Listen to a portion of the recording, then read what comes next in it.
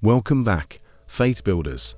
We continue a journey now with the second book of Adam and Eve, exploring chapters 1 to 10. These chapters are filled with profound lessons on resilience, faith, and the human spirit's strength. Let's dive in. Chapter 1. Lulu heard Cain's words. She wept and went to her father and mother, and told them how Cain had killed his brother Abel. Then they all cried aloud, lifted their voices, slapped their faces, threw dust upon their heads, rent asunder their garments, went out, and came to the place where Abel was killed, found him lying on the earth, and the beasts around him, cried because of this just one. From his body, by reason of purity, went forth a smell of sweet spices. Adam carried him, tears streaming down his face, and went to the cave of treasures, where he laid him, and wound him up with sweet spices and myrrh. Adam and Eve continued in great grief for 140 days. Abel was 15.5 years old, and Cain 17 years and a half. As for Cain, when the mourning was over, he took his sister Lulu and married her, without leave from his parents, for they could not keep him from her, by reason of their heavy heart. Cain went down to the bottom of the mountain, away from the garden, near to the place where he had killed his brother. In the place where many fruit and forest trees, his sister bore him children, who in their turn began to multiply by degree until they filled the place. After 7 years, Adam and Eve came together, and Eve conceived, and Adam took an offering to offer to Elohim and ask for a fair child, in whom we might be comforted and join in marriage to Abel's sister. Elohim heard Adam and accepted his offering. Then they all worshipped. They came down to the cave of treasures and placed a lamp in it, to burn by night and by day, before Abel's body. They continued fasting and praying until Eve's time came that she should be delivered. When she said to Adam, "I wish to go to the rock, to bring forth in it," he said, "Go and take thee thy daughter to wait on thee. I will remain in the cave before the body of my son Abel." Chapter 2. Eve brought forth a son perfectly beautiful in figure and in countenance. His beauty was like his father Adam, yet more beautiful. Eve was comforted when she saw him and remained 8 days in the cave. Then she sent her daughter unto Adam to tell him to come and see the child and name him. Then the daughter stayed in the cave with the body of her brother until Adam returned, and so did she. When Adam saw the child's good looks, beauty, and perfect figure, he rejoiced over him and was comforted for Abel. He named the child Seth, which means that Elohim heard my prayers and delivered me out of my affliction, but also means power and strength. Adam returned to the cave, and the daughter back to her mother. Eve stayed in her cave until 40 days passed, when she came to Adam and brought the child and her daughter with her. They came to the river of waters and washed themselves because of their sorrow for Abel. Eve and the baby washed for purification. They returned and took an offering and offered it up for the baby, and Elohim accepted their offering, sent his blessings upon them and upon their son Seth, and they came back to the cave of treasures. Adam knew not his wife again, neither any offspring born of them, but only those 5, Cain, Lulu, Abel, Achillah, and Seth. But Seth waxed in stature and in strength and began to fast and pray fervently. Chapter 3. Adam arose and went up above the cave of treasures and continued to sleep there night by night. But at light every day he came down to pray there and to receive a blessing from it. But in the evening he went up the roof cave to sleep by himself, fearing lest Satan should overcome him. And he continued thus for 39 days.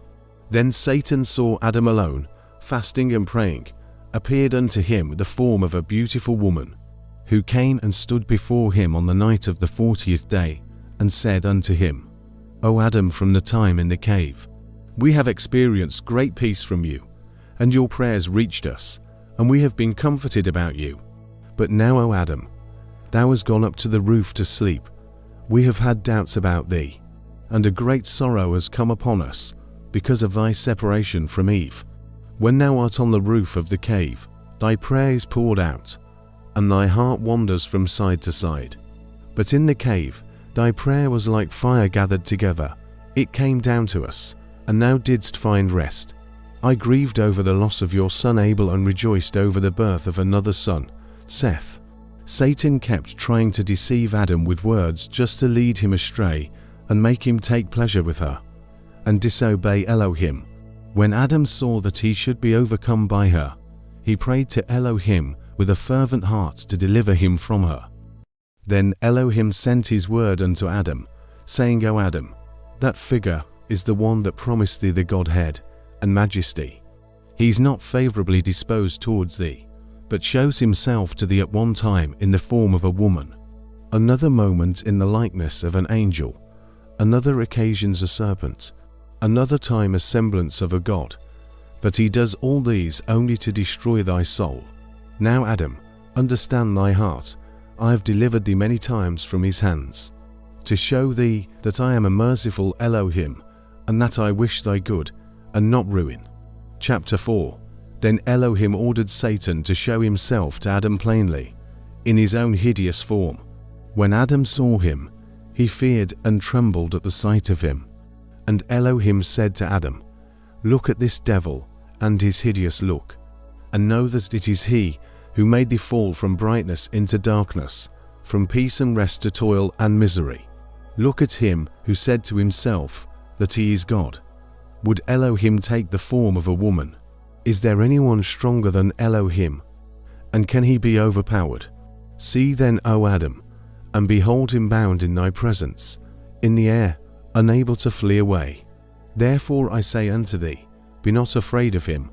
Henceforth take care and beware of him, in whatever he may do to thee. Elohim drove Satan away from before Adam, whom he strengthened, and whose heart he comforted, saying, Go down to the cave and separate not thyself from Eve. I will quell in you all animal lust. From that hour it left Adam and Eve, and they enjoyed rest by the commandment of Elohim. But Elohim did not like to any one of Adam's seed, but only to Adam and Eve.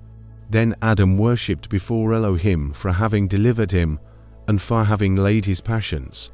And he came down from above the cave, and dwelt with Eve as aforetime. This ended the 40 days of his separation from Eve. Chapter 5. Seth, when he was 7 years old, knew good and evil, and was consistent in fasting and praying, and spent all his nights in entering Elohim for mercy and forgiveness. He also fasted when bringing his offering every day, more than his father did, for he was fair countenance, like unto an angel of Elohim. He had a good heart, and preserved the finest quality of his soul. Elohim was pleased with his offering, but also with his purity, and he continued thus in doing the will of Elohim, and of his father and mother, until he was 7 years old.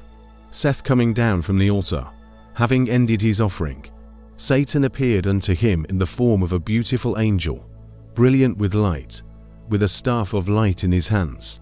He greeted Seth with a beautiful smile, and began to beguile him with fair words, saying, O Seth, why abidest thou in this mountain? For it is rough, full of stones and sand, and trees with no good fruit on them, a wilderness without habitation and towns, no good place to dwell in. But we dwell in beautiful places, in another world than the earth. Our world is one of light, and condition is of the best. Our women are handsomer, and I wish thee, O Seth, to wed one of them, because I see that thou art fair to look upon, and in this land there is not one woman good enough for thee. Besides, all those who live in this world are only 5 souls, but in our world are many men and maidens, all more beautiful than another. I wish thee to wed any of my relations thou likest. Thou shalt then abide by me, and be at peace. Thou shalt be filled with splendor and light as we. Thou shalt remain in our world, and rest from misery. Thou shalt never bring up an offering, nor sue for mercy. For thou shalt commit no more sin, nor be swayed by passions. If thou wilt hearken to what I say, thou shalt wed one of my daughters, for with us it is no sin to do so. Neither is it reckoned animal lust, for in our world we have no gods, but we are all gods, We all are of the light, heavenly, powerful, strong and glorious. Chapter 6. Seth heard these words, and was amazed, and inclined his heart to Satan's treacherous speech, and said to him, Saidest thou there is another world created than this, and other creatures more beautiful than the creatures that are in this world? And Satan said, Yes. But Seth said, Thy speech has amazed me, and thy beautiful description of it all. Yet I cannot go with thee today, not until I have gone to my father Adam and mother Eve and told them all thou hast said to me. Then if they give me leave to go with thee, I will come. Seth said, I'm afraid of doing anything without my father's and mother's leave, lest I perish like my brother Cain and like my father Adam, who transgressed the command of Elohim. Satan heard this, and he said to Seth, If thou tellest thy father Adam what I have told thee, he will not let thee come with me. But hearken to me, do not tell thy father and mother what I have said to thee, but come with me today to our world, and will bring thee back tomorrow.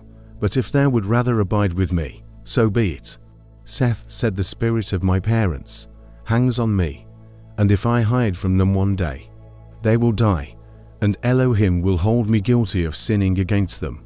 Satan said to him, What will happen to thee if thou hide thyself for one night, and return then to them at break of day? Seth, when he saw how he kept on talking, and that he would not leave him, ran to the altar, and spread his hands unto Elohim, and sought deliverance from him. Then Elohim sent his word and cursed Satan, who fled from him. Then Seth came down from the altar, and went to his father and mother, found them coming, for he had tarried a while. He began to tell them what had befallen him from Satan, under the form of an angel. When Adam heard his account, he kissed his face and warned him against Satan. Then Adam took Seth, and they went to the cave of treasures rejoicing.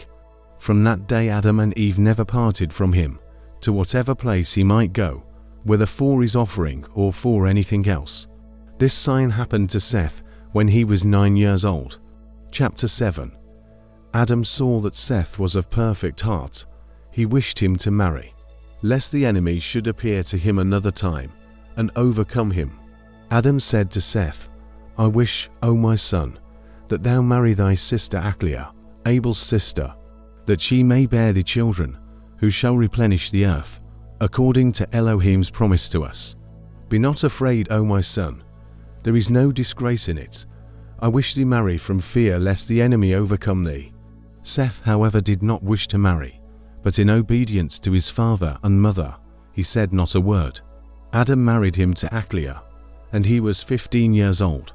When he was 20 years of age, he begot a son, whom he called Enos, and then begat other children. Then Enos grew up, married, and begat Cainan. Cainan also grew up, married, and begat Mahalalel. Those fathers were born during Adam's lifetime, and dwelt in the cave of treasures. Adam was 930 years, and those of Mahalalel 100. Mahalalel loved fasting, praying, and hard labor, until the end of Adam's day drew near. Chapter 8. Adam saw that his end was near, so he called his son Seth, who came into the cave of treasures, and said unto him, O Seth, my son, bring me thy children, and thy children's children, that I may shed my blessing on them ere I die. Seth heard these words from his father Adam. He went from him, shed a flood of tears over his face, and gathered together his children and his children's children, and brought them to his father Adam. When Adam saw them around him, he wept at having to be separated from them. When they saw him weeping, they all wept together, and fell upon his face, saying, How shall thou be severed from us, O our father? And how shall the earth receive thee and hide thee from our eyes? Thus did they lament much, and in light words. Adam blessed them all, and said to Seth, after he had blessed them, O Seth, my son, thou knowest this world, that it is full of sorrow, and of weakness, and thou knowest all that has come upon us, from our trials in it. I command thee to keep innocency, to be pure and just, and trusting Elohim, and lean not to the discourses of Satan, but keep the commandment I gave thee. Then give the same to thy son Enos, and Enos give to Cainan, and likewise Cainan to Mahalalel, so that this commandment abide firm among all your children. O Seth, the moment I am dead take ye my body, and wind it up with myrrh, aloes, and cassia, and leave me here in the cave of treasures, in which area all the tokens which Elohim gave us from the garden. O my son, hereafter shall a flood come and overwhelm all creatures, and leave out only 8 souls. Let those whom it will leave out from among your children at that time take my body with them out of the cave, and let the oldest command his children to lay it inside the ship until the flood has been assuaged. Then they shall take my body and lay it in the middle of the earth, shortly after they have been saved from the waters of the flood. But now, O Seth, place thyself at the head of thy people, tend and watch over them in fear of Elohim, and lead them in a good way. Command them to fast unto Elohim, and make them understand they ought not to hearken to Satan, lest he destroy them. Then again, sever thy children and children's children from Cain's children. Do not let them ever mix with those, nor come near them either in their words or in their deeds. Adam then turned to Seth and to Eve his wife, and said to them, Preserve the gold, incense and myrrh, that Elohim has given us. For a sign for in days that are coming, a flood will overwhelm the whole creation. But those who shall go into the ark shall take with them the gold, incense and myrrh with my body in the midst of the earth. The gift shall not perish unto the word of Elohim. Then a king shall offer the gold as a token of his being king, incense, in token of his being Elohim of heaven and earth, and myrrh, a token of his passion, gold as a token of his overcoming Satan, and all our foes, incense as a token that he will rise from the dead, and be exalted above things in heaven and things in the earth, and myrrh, in token that he will drink bitter gall, and feel the pains of hell from Satan. Now, O Seth, my son, behold, I have revealed unto thee hidden mysteries, which Elohim had revealed unto me. Keep my commandment for thyself and for thy people. Chapter 9. When Adam ended his commandments to Seth, his limbs were loosened, his hands and feet lost all powers. His mouth became dumb, and his tongue ceased altogether to speak. He closed his eyes and gave up his ghost. When his children saw that he was dead, they threw themselves over him, men and women, old and young weeping. Adam died at 930 years, at the 9th hour. He died on the very day which he created, and the hour was the very same which he came out of the garden. Then Seth wound him up well, and embalmed him with plenty of sweet spices from sacred trees and the holy mountain, and laid his body on the eastern side of the inside the cave, the side of the incense, and placed in front of him a lampstand kept burning. His children stood before him weeping and wailing over him the whole night until the break of day. Seth, his son Enos, and Cainan went out and took offerings to present to Elohim. And they came to the altar upon which Adam offered gifts to Elohim. When he did offer, Eve said to them, Wait until we have first asked Elohim to accept our offering, and to keep by him the soul of Adam his servant, and to take it up to rest. And they all stood up and prayed. Chapter 10. When they had ended their prayers, the word of Elohim came and comforted them concerning their father Adam. After this, they offered their gifts for themselves and their father. When they had ended their offering, the word of Elohim came to Seth, the eldest among them, saying, O Seth, Seth, Seth, 3 times as I was with thy father, so also shall I be with thee, until the fulfillment of the promise I made him, saying, I will send my word and save thee and thy seed. But as to thy father Adam, keep thou the commandment he gave thee, and sever thy seed from that of Cain thy brother. And Elohim withdrew his word from Seth. Then Seth, Eve, and the children came down from the mountain to the cave of treasures. Adam was the first whose soul died in the land of Eden, in the cave of treasures, for no one died before him, but his son Abel, who died murdered. Then all the children of Adam rose and wept over their father Adam, and made offerings to him 140 days. The journey of Adam and Eve in this episode tells of how death is experienced. Elohim's mercies endure forever, and Elohim is always willing to comfort, protect, and save his children, though even when fear grips and confusion sets in.